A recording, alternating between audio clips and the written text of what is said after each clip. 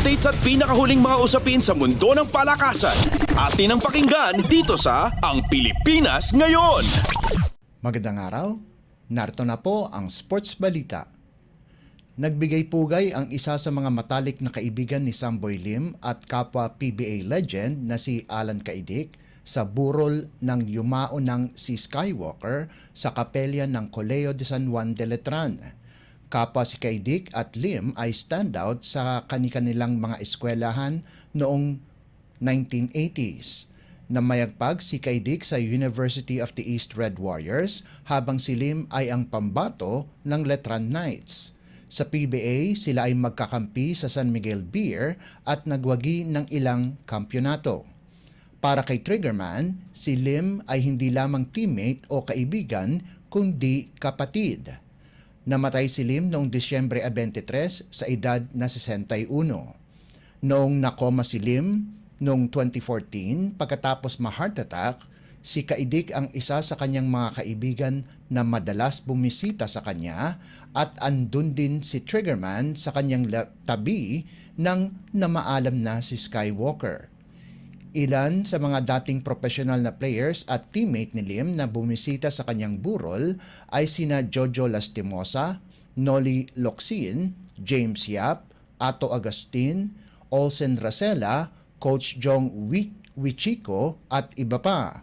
Sa Disyembre 29 ay dadalhin ang abo ni Lim sa Divine World Columbarium Quezon City para sa kanyang interment. Updates at pinakahuling mga usapin sa mundo ng palakasan. Atin ang pakinggan dito sa Ang Pilipinas Ngayon. Matagumpay ang pagbabalik-bayan ni Juan Gomez de Leaño kung saan tinalo ng Seoul SK Knights ang Meralco Bolts 81-80 sa East Asia Super League o EASL na ginanap sa PhilSports Arena. Nanguna para sa locals ng Knights si An Yong-jun na may 19 na puntos habang ang import na si Jamil Warney na naging best player of the game ay nagtapos ng may 31 puntos, 7 rebounds at 4 na assist. Nagtapos naman si Gomez de Leaño ng may 4 na puntos at 1 assist sa 4 na minuto at 25 segundong aksyon at hindi na nakapasok sa second half ng laro. Nagtangkang bumawi ang Meralco Bolts sa fourth quarter at napalapit nga sa 1 puntos ang laban 81-80 kung saan wala ng 1 minuto ang natitira sa laban. Nanguna naman sa si Zach Lofton para sa Meralco sa nagawa nitong 32 puntos habang nagambag si Chris Newsom ng 13 puntos.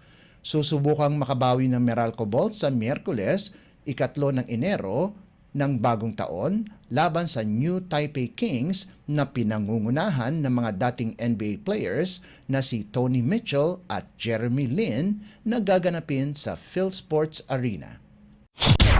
Updates at pinakahuling mga usapin sa mundo ng palakasan. Atin ang pakinggan dito sa Ang Pilipinas Ngayon.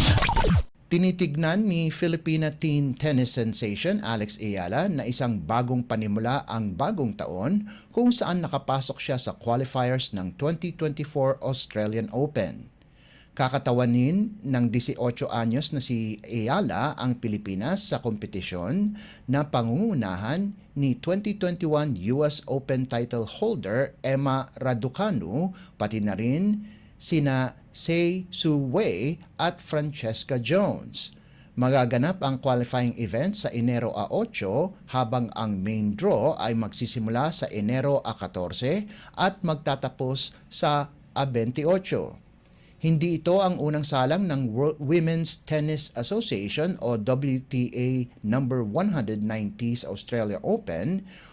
Una siyang nakalaro sa Grand Slam noong isang junior pa lamang siya noong 2020 kung saan niya napamunuan ang girls doubles event kasama ang kanyang partner na si Priska Madeline Nugroho ng Indonesia.